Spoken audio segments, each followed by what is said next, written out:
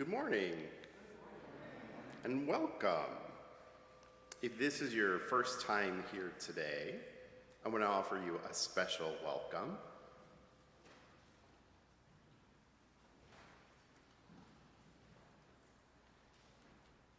I once again forgot my name, so I had to look it up. My name is Mark Caswell. I'm the ministerial intern here at First Unitarian Universalist Society of San Francisco, and I'm joined on the chancel by Reverend Vanessa, Rush Southern.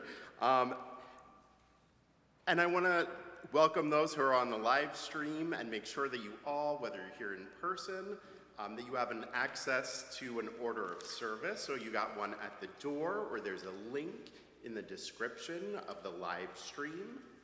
And if you're feeling ready to receive a copy of our weekly email newsletter, or you're new and you don't know what that is, it includes a link to the order of service and the Sunday live stream. You can fill out one of the connection forms, which are on the back of the pews, or they're in the gallery. Or if you're joining us in the live stream, there's a link in the order of service or the video description of today's service. I want to thank all those people who made this service and our Sunday programs possible. It takes an extraordinary amount of teamwork from our team of sextons, our ushers, our greeters, and our technology wizards who extend our community beyond these walls and also make it possible for you to hear me forget my name. Thank you for all that you do.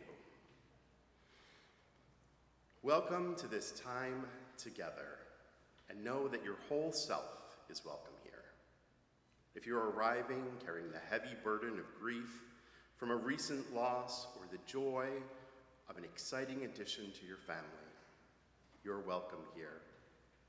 Perhaps you're carrying with you anxiety from the news of foreign wars and additional domestic arrests. You may have woken up to a world you don't recognize, or to a world that is too much the same with no signs of alleviation. We all carry suffering with us, and we all carry joy. Today, welcome all these complex feelings, and let us hold them together as a community for the next hour. Take a breath with me and arrive here and now.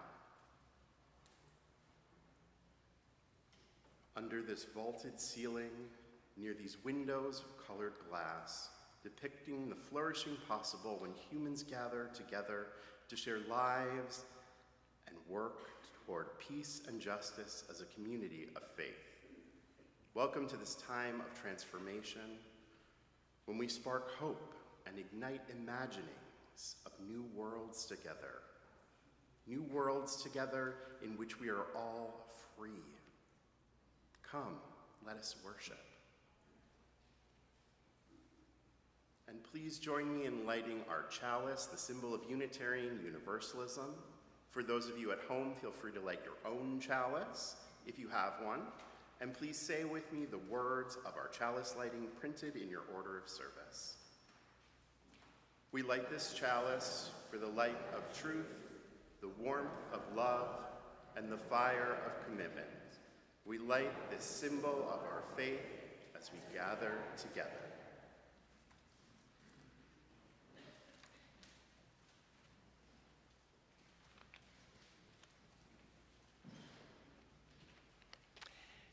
Let's rise as we're able in body and spirit and sing our first hymn of the morning. Both of our hymns today are going to be from our teal hymnal. Let's sing the first one in that hymnal, Morning Has Come.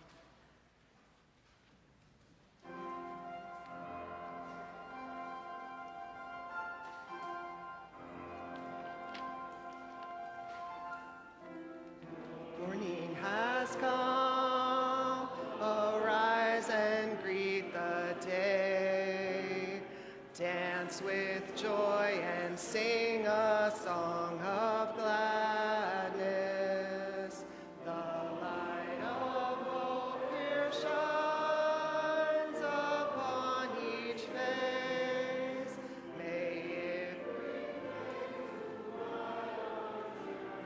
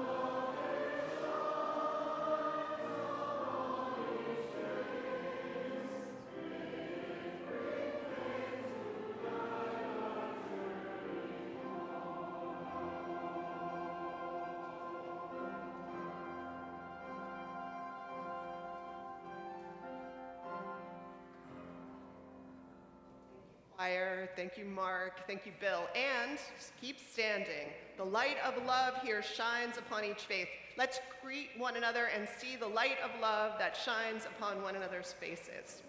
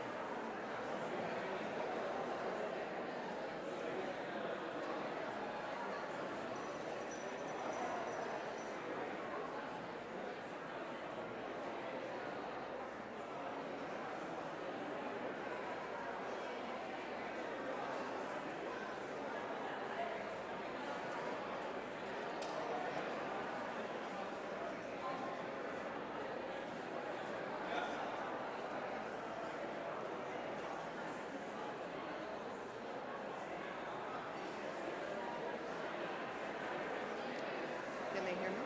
Yes, good. I know.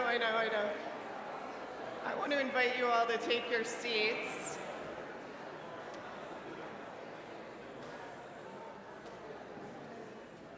We are really, really blessed by many, many people. It not only takes a village to make a Sunday morning happen, it takes an enormous, gifted, loving, generous, inspiring, and inspired village to make this community possible. And one of those people that we're really lucky to have is Judy Payne. And she is one of the co-chairs. I'll let her tell you more about her. But thank you, Judy, for being one of our co-chairs this year and kicking us off It's hard to this morning. say no to you, Vanessa. Okay, I am Judy Payne, co-chair. Chantel Boshiers, whom you will meet next week, is our co-chair, and she's off at a family event this week, so look forward to meeting her next week.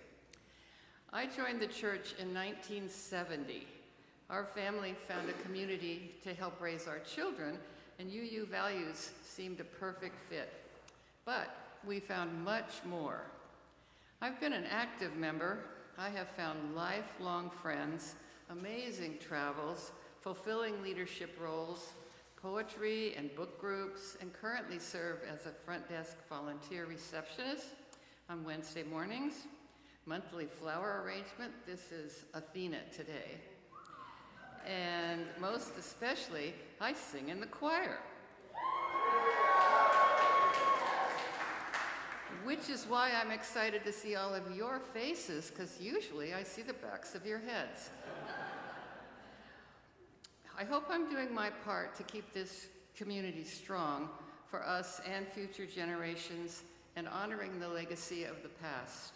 I was fortunate to know many older members when I was young here, and their vital lives continue to be an inspiration to me. You know, it's amazing when you're a young woman and you see older people who are out and about and doing things and active and vital, and that was such an inspiration to me. And I hope that is true for all of us. I love having many generations together. And another very important reason that I'm still here is the state of the outside world. Alone, I feel helpless. Together with others in the First UU Society, I can make a difference. We welcome the homeless with warm beds and delicious food every winter.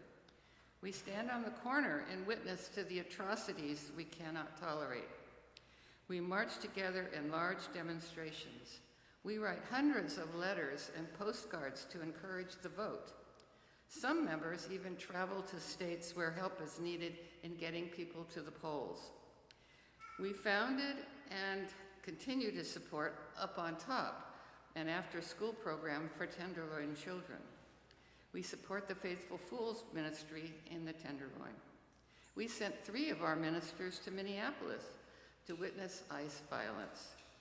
And, not least, our worship services provide words and music to help us face another week with our joy and love of life intact. Alone, each of us can't do much, but together, as a loving community, we can do a lot. Now, to the point, this all costs money. The budget this year for our beautiful building, our wonderful dedicated staff, our music and religious education programs, and everything we do here is $2 million. $825,000 comes from us, you and me, members and friends. Each of us makes a financial commitment that tells us that between July 1st, 2026 and June 30, 2027, we will do our best to contribute a certain amount toward what it takes to make all that we do and are possible. There are pledge forms at the table just past the office in the gallery where you can't miss our amazing bulletin board. Thank you, Mark. Mark was the creative genius, and Alicia and Emma helped put that together. Or you can pledge online. And let's see, what else do I have to say? So let us know what you can do.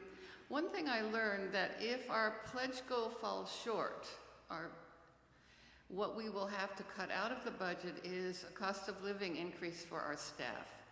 And so I'm hoping that everyone can maybe raise their pledge a little bit or a lot to cover, it's an approximately 3%, I think, is the COLA this year.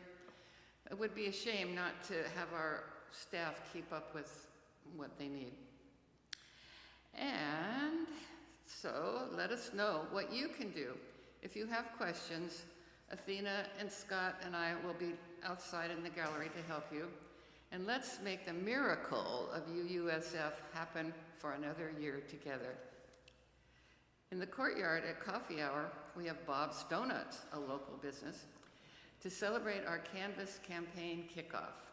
And a drawing from those pledges submitted today for 4 free tickets to our Broadway sing-along, about which you will hear later in the service. So let's ignite the fire of commitment for another year, strong and bright. Thank you.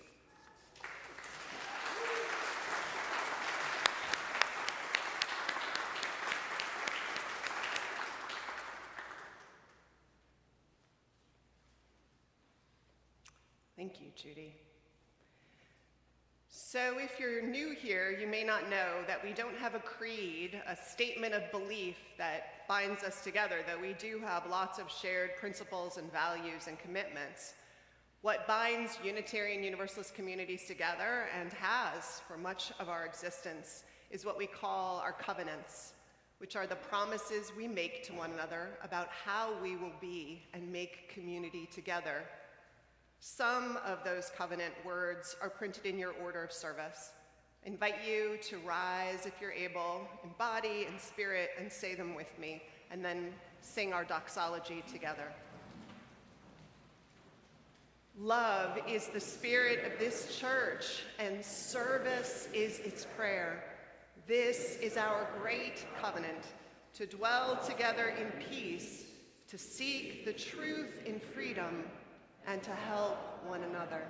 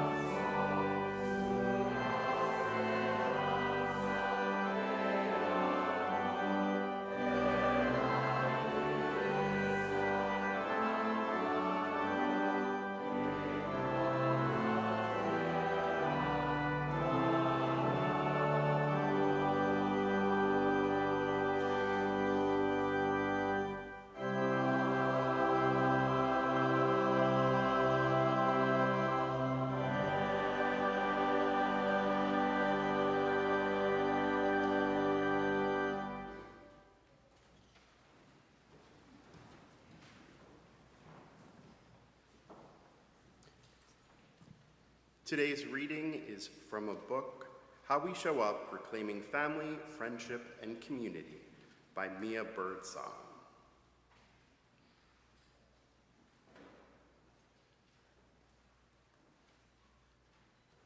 The American's dream's focus on getting ahead is a race to win, so you don't lose.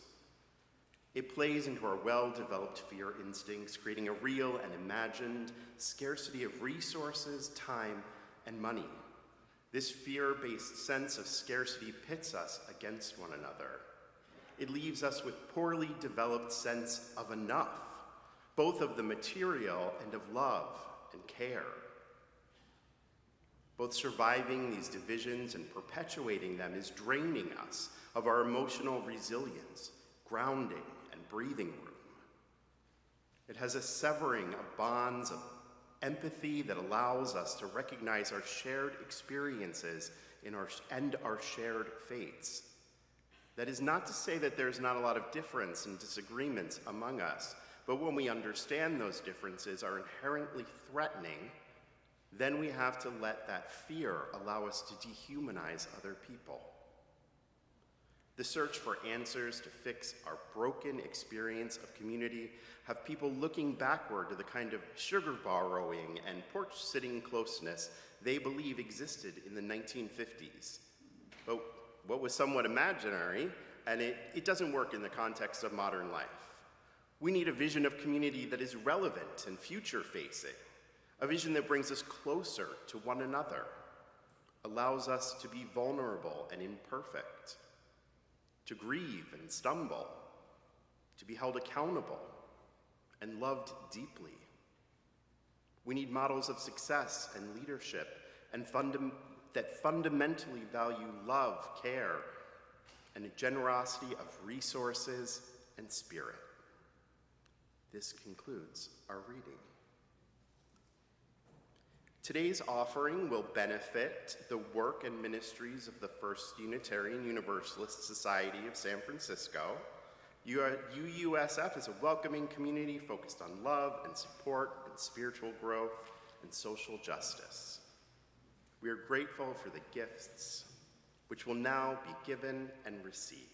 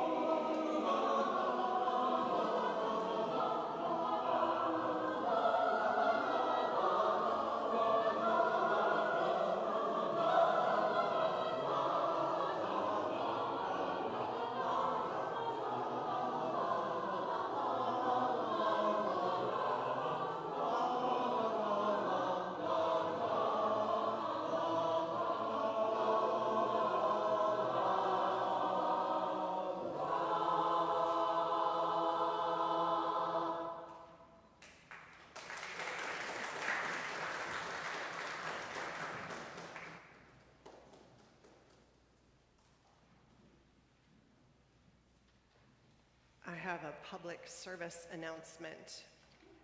A car is parked next to the church on Geary with its back window open, which is an invitation you probably want to close if it's yours. It's a white Volvo SUV license plate 8ZNY704. If you got a wonderful gift, please let us know, because we want to keep our hopeful hearts alive.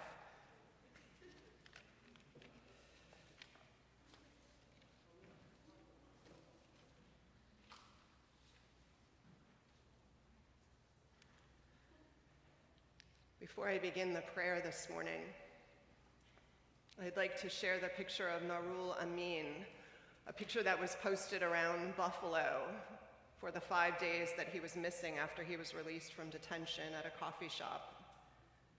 Mr. Amin was blind and largely unable to communicate in English, a Rohingya refugee who'd been brought to this country hoping for a better life, and who is now no longer with us.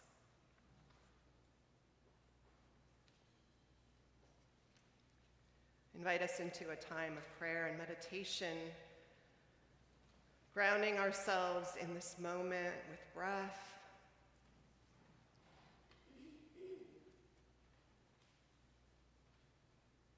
feeling the seat against our back, all that literally upholds us.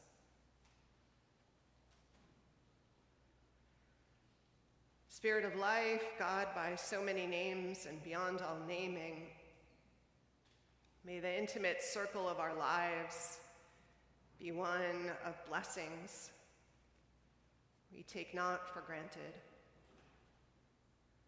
And so we call out with gratitude for our beating heart and nourishing food, for the magnolia and night-blooming jasmine that these days perfumes our air.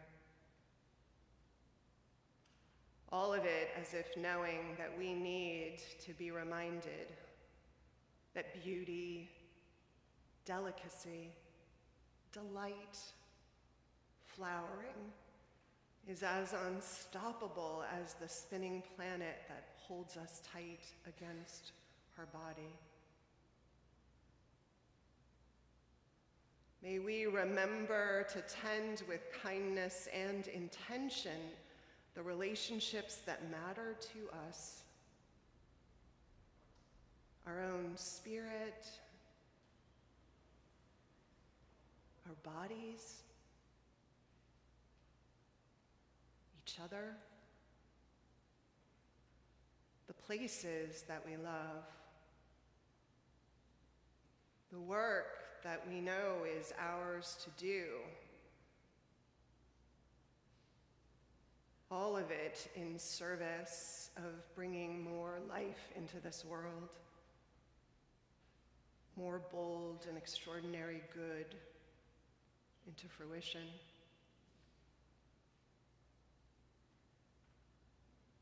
So too, Spirit, we ask that we stay supple enough of heart to witness to where pain and brokenness are in our world, so that they do not go unseen, alone, or untended.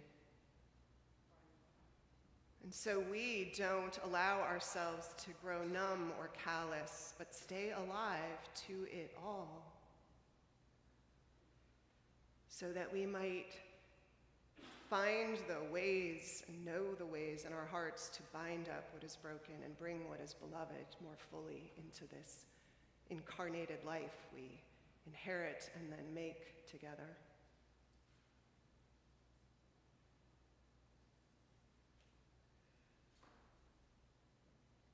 In that spirit, this morning, we call out all the places of suffering, wars declared and undeclared. This morning, we call out the suffering of the Iranian people. That's on our hearts. It's part of some tragic love affair we have as human beings and nations with militarism. We pray peacemaking will have its day, and that day will someday endure. Please hold our uncertainties and fears about how this will play out in the days and months ahead. And we hold in our hearts all who have already lost loved ones and homes and the peace of mind that war forever eradicates. We hold also this week the loss of the life of Nurul Amin, the 56-year-old Rohingya refugee who was detained and then released at a Buffalo coffee shop and found dead 5 days later before his family could find him. And we hold in our hearts all who fear detainment and violence by ICE these days. Those whose relatives and friends and neighbors and coworkers have already been taken without due process, many to undisclosed locations. We hold in our prayers too, Spirit of Life, all who are in leadership and also frontline agents, those who have forgotten their obligations to their own deepest humanity, and those who struggle to keep humane boundaries.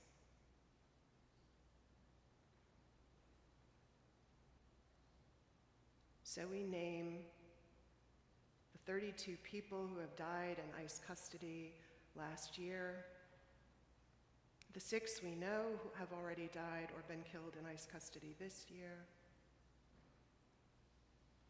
and the 2 people murdered by ICE agents on the streets of Minneapolis-St. Paul,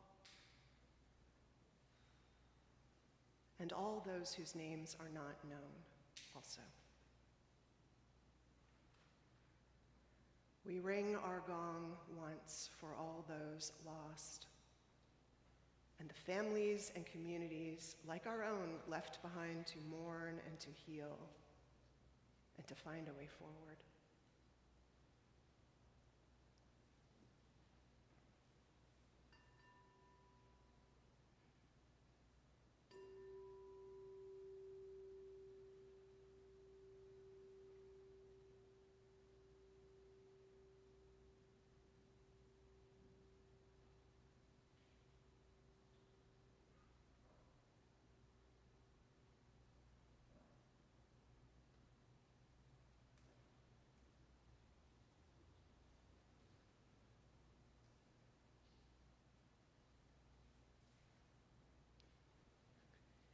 We take a moment in silence together to hold the prayers of our own hearts, whatever they may be, and to make the invitation to all, if you have lost someone recently or someone you have lost before is very much on your heart today,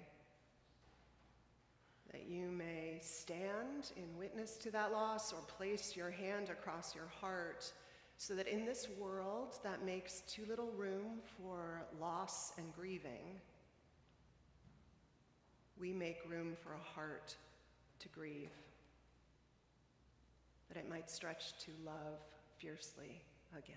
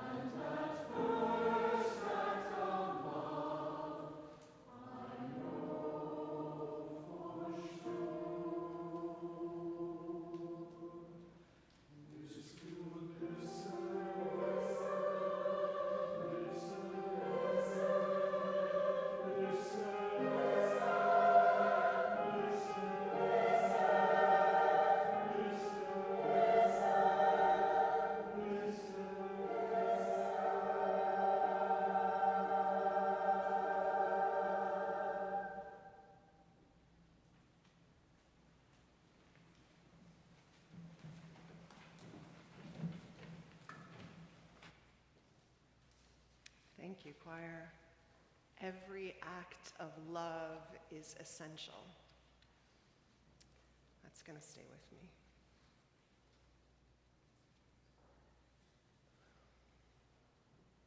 I've never done Outward Bound or even done overnight camping anytime since I was a child, and that ended quickly the night the bears were rifling through the garbage next to our tent and my mom decided camping wasn't for her anymore.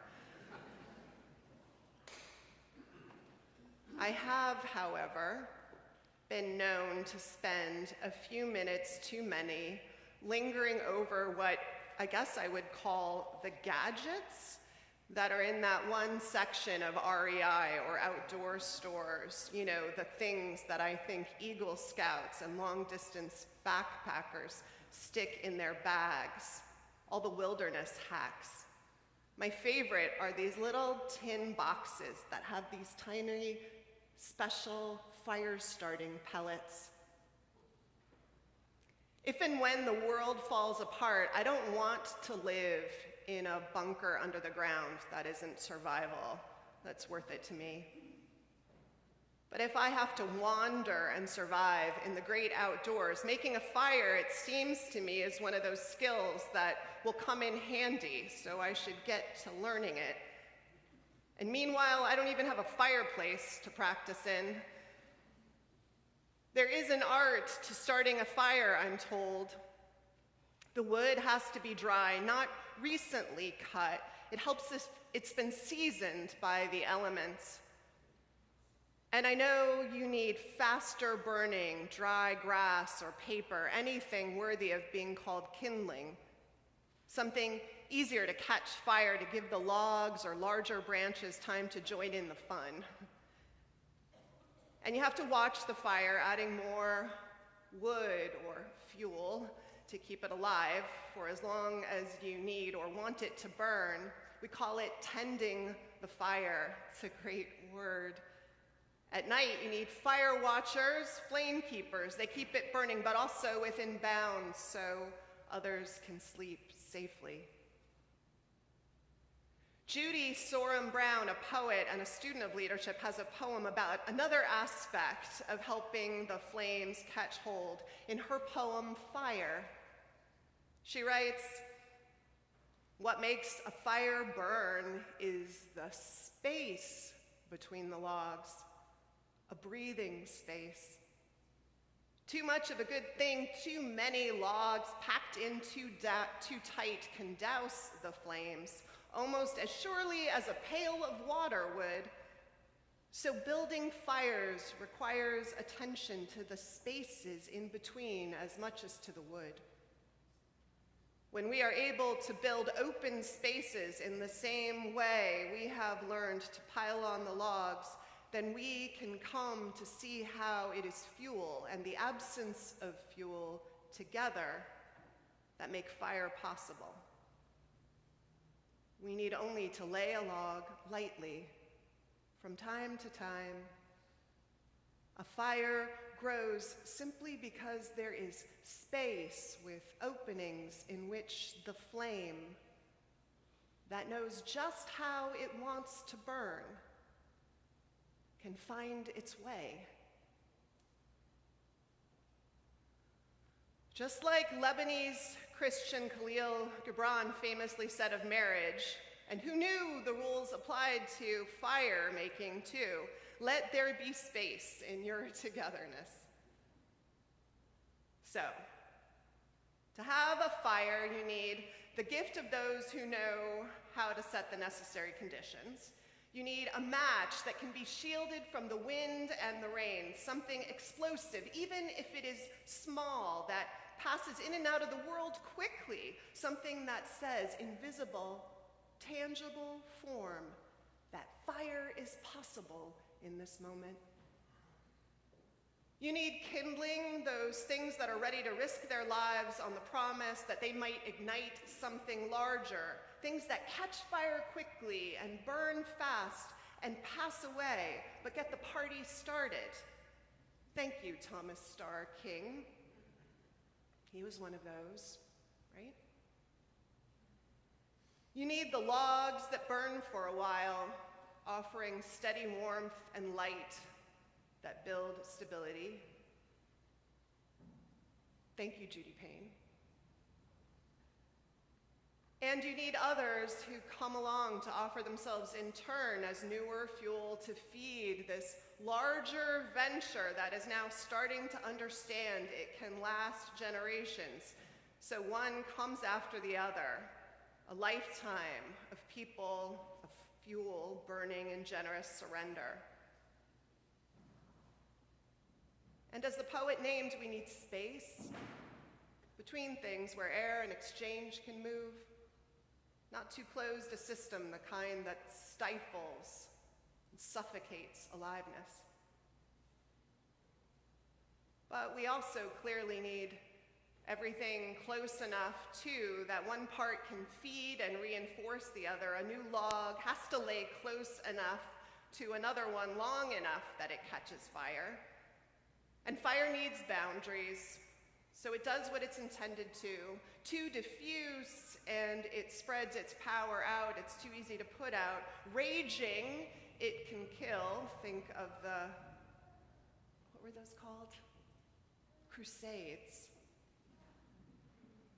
Each element in this world, everything can be a fire, can be a gift and a curse, and fire is among them. Fire that warms the camper and cooks a meal and melts ice to water can, after all, also burn arms and houses and old-growth forests.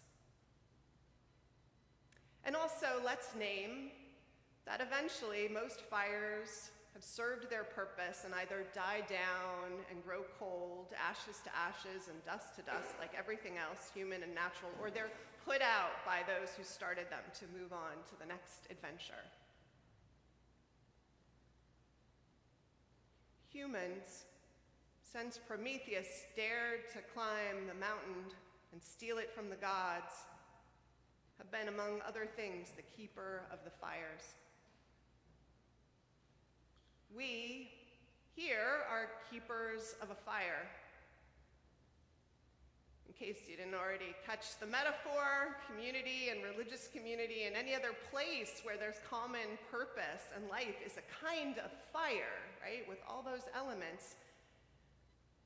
And here, maybe even subconsciously, we've known that for a long time because we literally light a fire every week, a flaming chalice, drawing the metaphor of fire as we open the service, the light of truth that shows us the way in the darkest times, even just far enough ahead to take the next step, and the warmth of love that holds us to one another through the great celebrations of life and the faceplant stumbles and the heartbreaking moments and the fire of commitment to be in it together, come what may.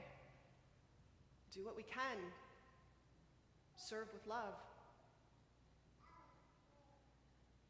It's the flame that travels from heart to heart and then out into the world, we hope. Each of us carriers of it, we say as we leave together each week and we extinguish our chalice. Keepers of it in one another and for one another and together in the world. It's good to remember the sacredness and power of what it means to be keepers of the flame. Here.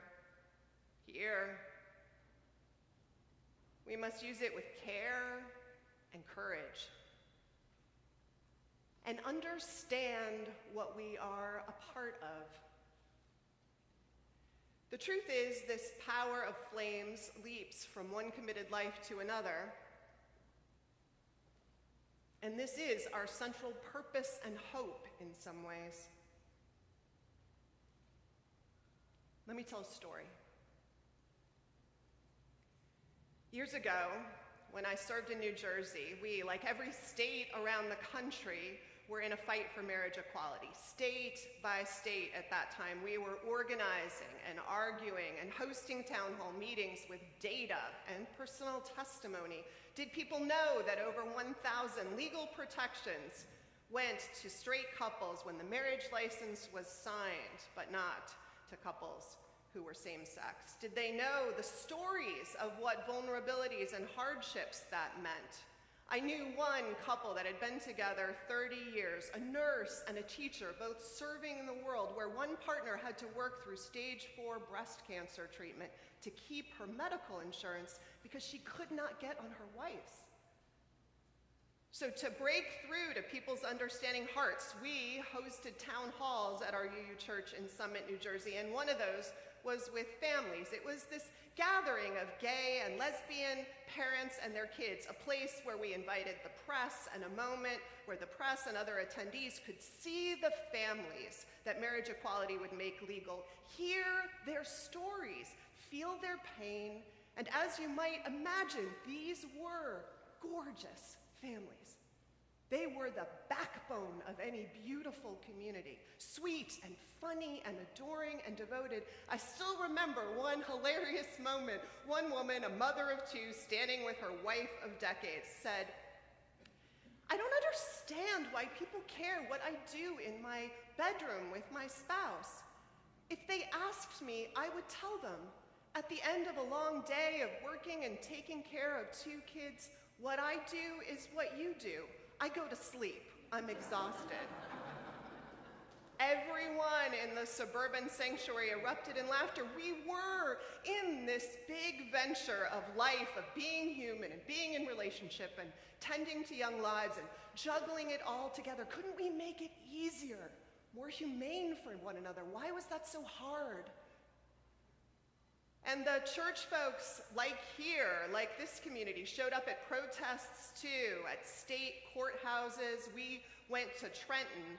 One time it was summer in 2013, and I was going to drop my 7-year-old daughter off at a camp in the morning, a little earlier than usual, I told her, because then I needed to get to the protest on time. She asked about the gathering. I explained what it was about, and then she said, "Can I go?" "Are you sure?" I asked. It would mean that she'd miss a day of camp, a horseback riding camp that lasted only 5 days that she had argued for. A long drive from home, expensive, coveted days. She nodded, and I agreed. Next, she joined me at the kitchen table as I made a sign and asked if she could make one too.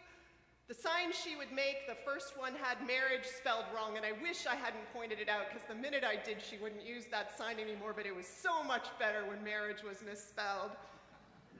I still have a photo of that one. I still have a photo of the one that she finished, and of her standing, holding it, on bright orange paper, written in marker, surrounded by so much gold glitter that even the blingiest drag queen would have loved it.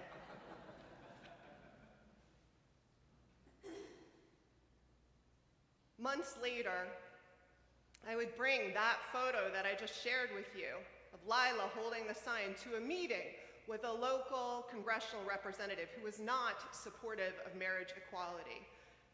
I would tell her the story. Others who joined me would also bring their photos and share stories to share.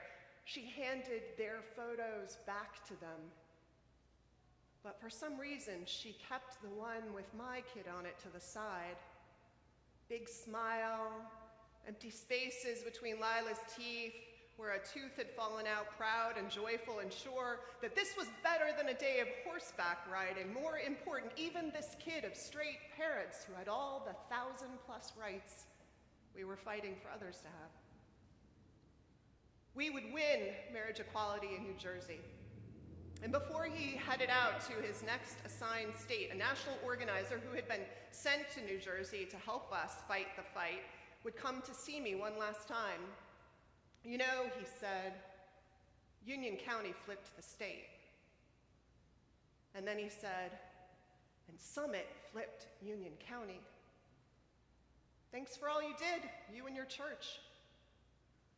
It made a difference." Maybe what made the difference, just maybe, that year, that fight, was the match lit by Unitarian Universalist values. Toothless and joyful and sure, all dressed up with sparkles written in marker, a simple message of love and clarity, kids for marriage equality, passed across the desk to catch the kindling, dry and ready, that was waiting in the heart of a resistant state representative to burn. Maybe igniting the fire of commitment happens that way. Actually, I think it always does in some version of that story. We send our sparks out into the world to each other, and we never know, but we trust that they will sometimes take.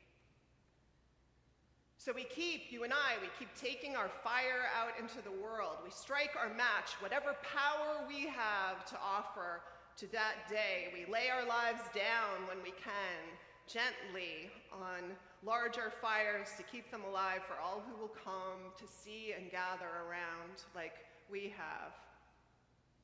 And what it looks like is what it looks like in this gathering. We sing and we celebrate. We invite speakers and we learn so we're wiser and better informed. We hang our banners. We rally on the steps. Have you ever tried to drive out of our parking lot? Some days you can't turn the corner because the protest signs are having babies faster than rabbits in springtime. We say the names of those that we'd rather the world not forget, so that we don't comply with the amnesia of what love and justice asks us to pay attention to, so that we remember that we are one big, beautiful human family. And at each time of the year, around now, around March, we ask, to some degree, we ask the existential question of this institution: is it time to put out the fire or tend to it with all the generosity and abandon we can muster? For 175 years, the people of this community have been answering, "Stoke the fires." And a significant amount of money from that $2 million budget that Judy talked about comes from endowments carefully tended that were left by people who wanted the fires to burn long beyond them. Bless their memory.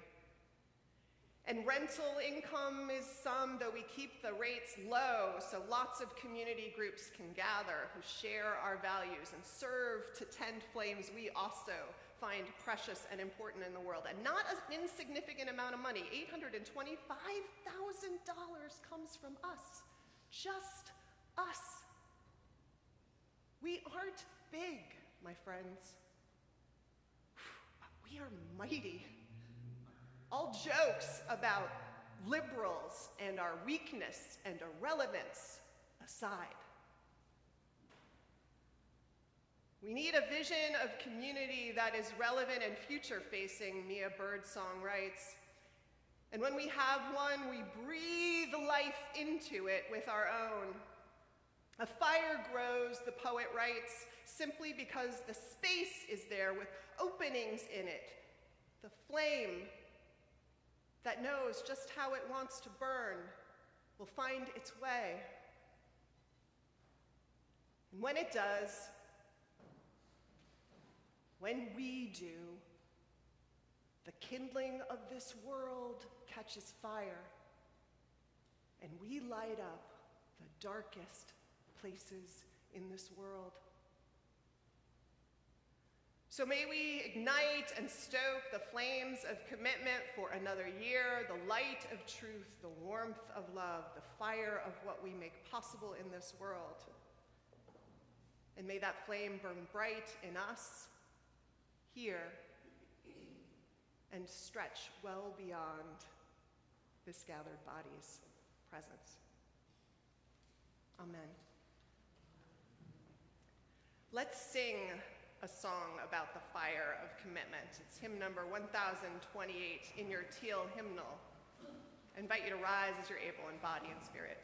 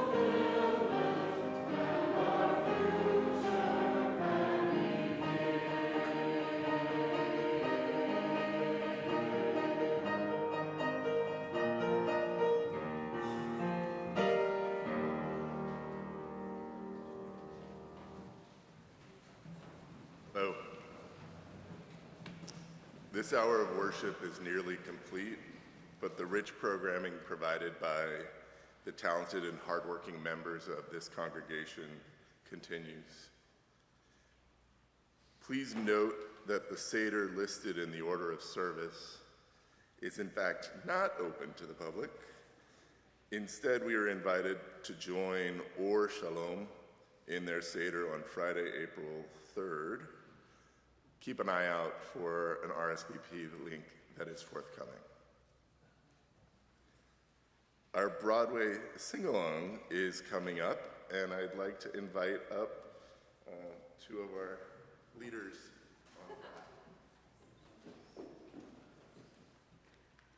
Hi, Morgan. Hi, Maggie. Did you hear that Broadway night is coming up? I saw the poster out in the hall. I can't wait. Remind me, when is it? Saturday, March 14th in the Thomas Starr King Room. Doors will open at 5:30. We'll have wine and snacks, and then dinner will be served at 6.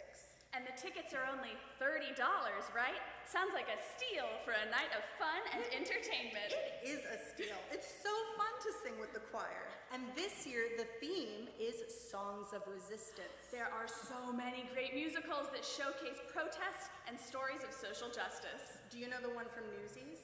Now is the time to seize the day. Now is the time to seize the day. Send out the call and join the fray. Send out the call and join the fray. Let us seize the day. That's one of my favorites. Do you know the one from Hairspray?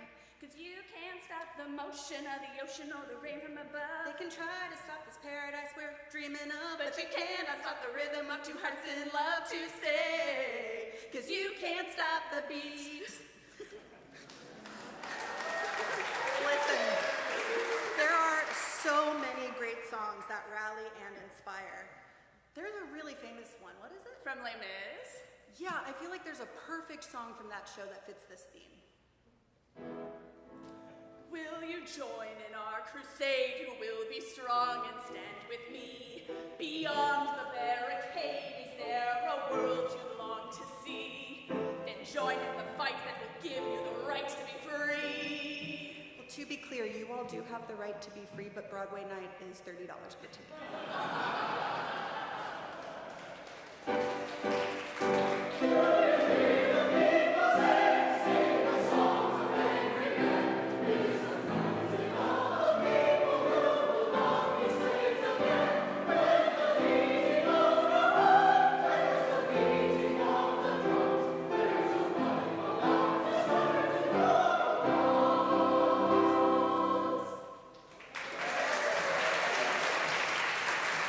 You can find a member of the choir outside selling tickets. We take check, cash, and card. Bring a friend. We really cannot wait to sing with you on March 14th.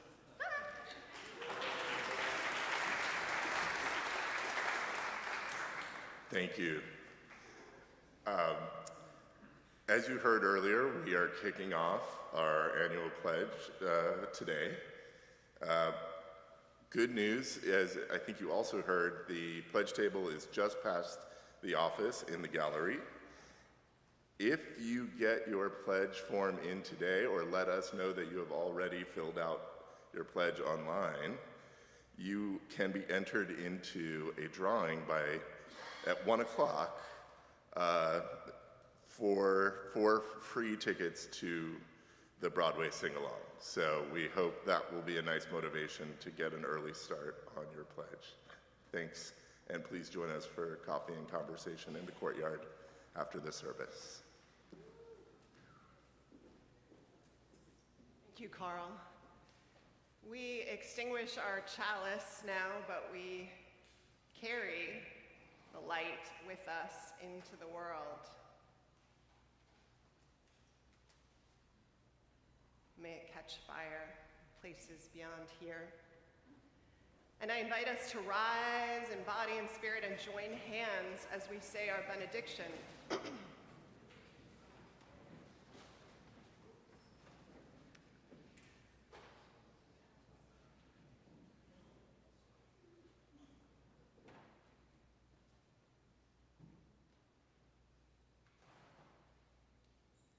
And now in our comings and our goings, may the light of love shine upon us, out from within us. Be gracious unto us and grant us peace. For this is the day we are given. Let us rejoice and be glad in it. Amen.